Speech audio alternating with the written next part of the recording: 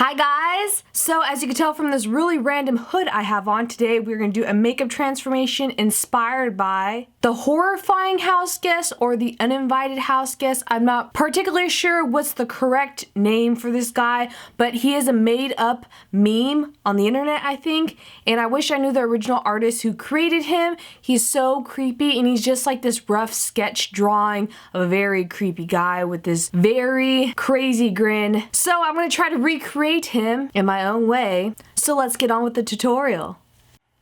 First of all, we're going to take this hood off. I actually got this one from Scream. I had this in middle school and I still kept it. I'm going to put my hair up, put my bangs back with a bobby pin, and then we're going to start off with my disappearing eyebrow trick with the Elmer's glue onto my eyebrows.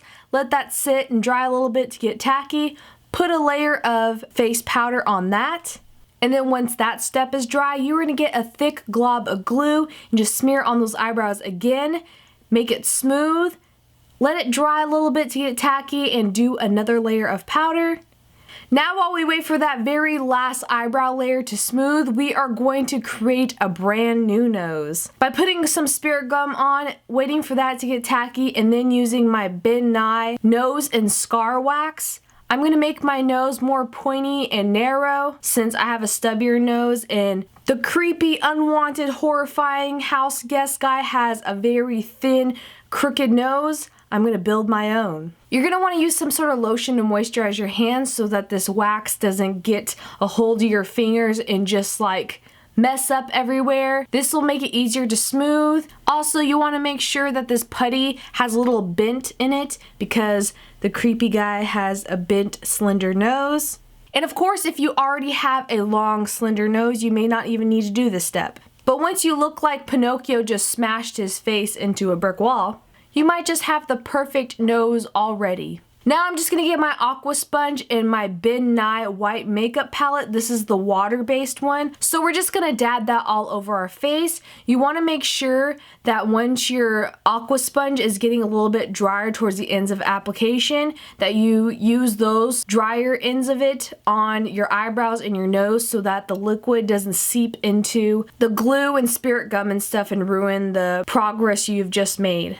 And once you have the desired amount of white paint coverage, you're going to get some baby powder or whatever translucent or white face makeup in powder form and dust that with a big powder brush all over your face to set the makeup we just did. Now we're just going to get our Makeup Forever Flash palette and use the white pigment in it. Honestly, you can use any type of white Halloween makeup. I'll put down other options below in the description box. And we're just going to put that in the center of our eyelids and paint on those creepy, dead eyes that the unwanted, horrifying house guest has. This is just going to be the base of the whites of his eyes.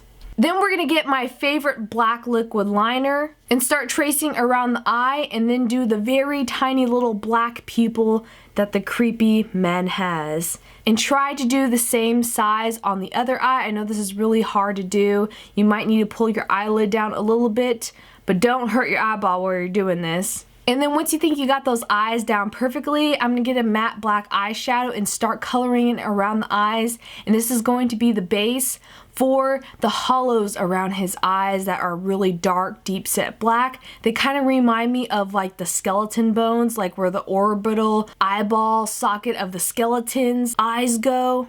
Do the same thing on the other eye. Make sure you don't get any eyeshadow in your eyeball because that is not fun. You want to bring these matte black eyeshadows up to your brow bone and have it slanted a little bit like where a skull's hollow and where their eye usually goes. And once you think you shaded around those eyes well enough, you are going to make the eyeshadow go down your nose on the sides, make very expressive, dramatic laugh lines, and then I'm taking that same shadow color and doing the top of that creepy grin, and we're just outlining the top and the bottom where we're going to place the mouth before we actually put it on our face. Doing some frown lines. This character has very expressive like sketch marks on his face of all of his frowns and wrinkles, and the creepy smirk just makes his face wrinkle in the dark night, and that's what makes him so creepy and unique. If you can't tell, I absolutely love doing makeup transformations after drawings and not real makeup on people's faces. Getting a bigger fluffy eyeshadow brush with the same eyeshadow color, I'm just doing contours on my hairline and on the sides of my face, making sure that it's darker towards my hairline and gradually fading out towards the more significant focal areas on my face, like the eyes and the grin. Now that I look like a creepy gremlin witch, I am just doing more contouring on my laugh lines, the sides of my nose, and just making sure that everything looks good.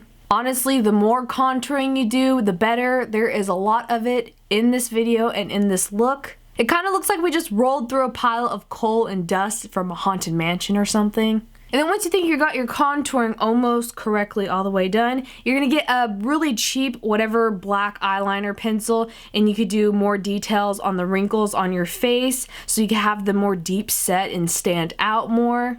You want to outline that smile because we are going to be working on that soon, and the laugh lines around it. Some more contouring because it just has to happen.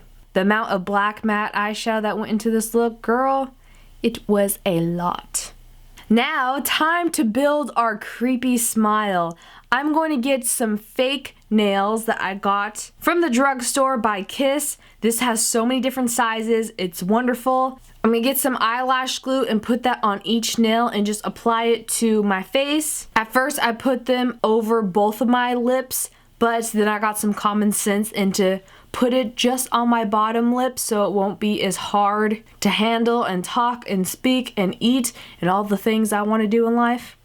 We are going to build all the rest of the teeth. You want to do bigger ones toward the front in descending order. If you can find the false fingernails that are like kind of long, that look like they're too ratchet and fabulous for life, those are the fake fingernails you're going to want for this look because they'll be scraggly and perfect enough to build different colors on. We're just going to do one nail at a time. Between each nail, you can use a hair dryer to make it dry fast so that the lash glue will adhere faster to your lip. You want this to look like a demented, like hillbilly mouth, like you have not been to the dentist ever in your life. You don't know what that is. And once you got the first row of nails, you want to get tinier fingernails to do the bottom row. We're starting to look like the gothic Cheshire Cat from Alice Madness Returns, I think it's called, that video game you guys told me about. I want to play that so bad.